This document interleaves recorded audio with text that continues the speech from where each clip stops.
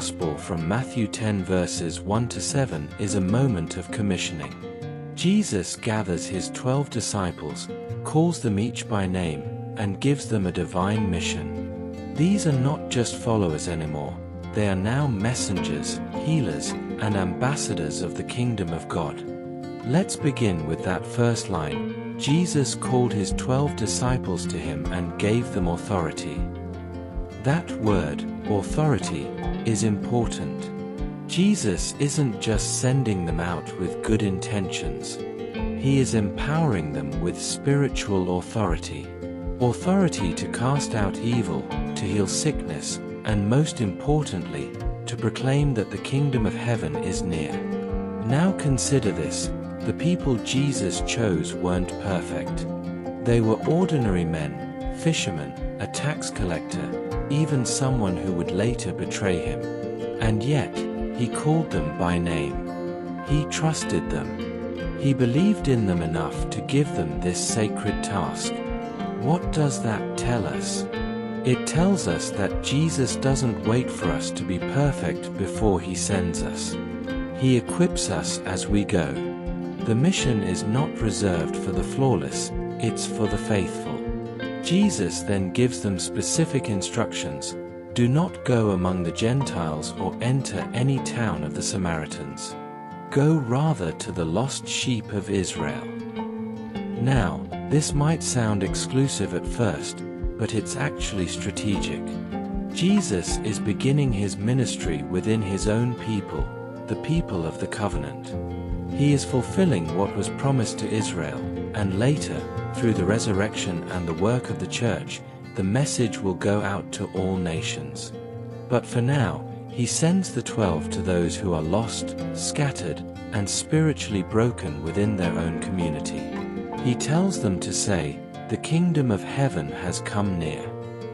That's the heart of the message. Not a political kingdom, not a worldly power structure, but a spiritual reality. God is close. God is present. God is breaking into human history through Jesus. And that same message is needed today more than ever. Think about our world. So many people are lost, confused, anxious, angry, searching for purpose. So many are like sheep without a shepherd, just like the crowds Jesus looked upon with compassion in the previous chapter. And what does Jesus do when he sees a world in need? He sends people. He sends us.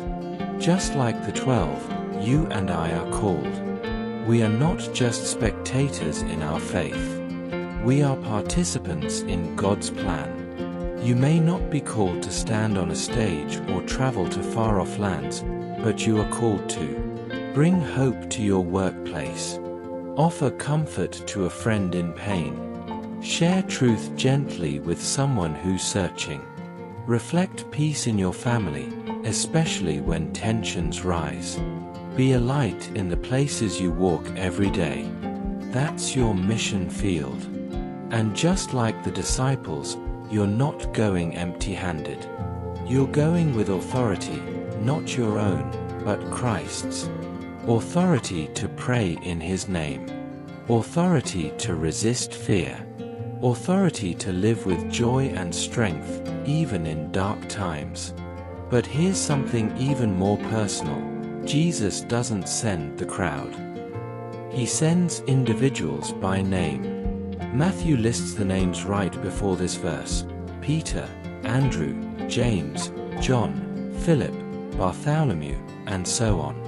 That means Jesus knows your name too. Your calling is not general. It is specific. He sees something in you that is worth sending out into the world. So ask yourself today, where is Jesus sending me? Who in my life is part of the lost sheep, someone far from faith, hurting, or forgotten? Am I willing to be used by God, even in small ways? Do I believe that I, too, carry the authority and message of the kingdom? This gospel isn't just history, it's a living invitation. Jesus is still calling disciples, still sending them out, and still bringing the kingdom near through ordinary people like us. So today, say yes. Be a disciple who hears his voice, receives his authority, and goes, with compassion, boldness, and faith. Because the world still needs to hear. The kingdom of heaven has come near.